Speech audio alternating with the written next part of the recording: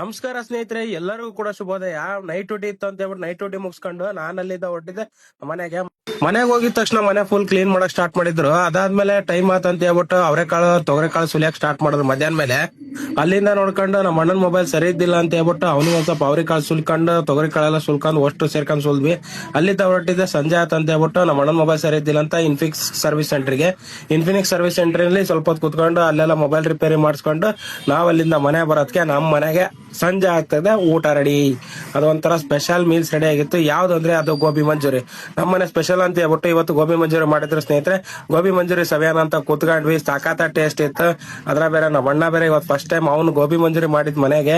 ಅದನ್ನು ಫುಲ್ ಆಗಿ ಕುತ್ಕೊಂಡು ಅಷ್ಟು ಸೇರ್ಬಿಟ್ಟು ಒಂದು ಬಟ್ಲಾಗ ಹಾಕೊಂಡು ತಿಂದ್ವಿ.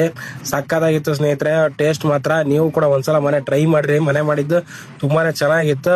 ಫುಲ್ ವಿಡಿಯೋನ ನಾನು ಒಂದು ಯೂಟ್ಯೂಬ್ ಚಾನಲ್ ನಲ್ಲಿ ಹಾಕಿರ್ತೀನಿ, ಅಲ್ಲೋ ನೋಡ್ಕೊಳ್ಳಿ. ಅಲ್ಲಿಂದ ಅಷ್ಟು ಸೇರ್ಕೊಂಡು ಕುತ್ಕೊಂಡು ತಿಂದ್ರು ನೋಡ್ರಿ ಯಾವ ತರ ನಮ್ಮ ಅಣ್ಣ ತಿಂತದಾನ ಅಂತ ಹೇಳ್ಬಿಟ್ಟು ಒಂದು ಟೇಸ್ಟ್ ಕೇಳಿದ್ವಿ. ಸಾಕಾದಾಗೈತೆ ಅಂತ ಹೇಳ್ದ.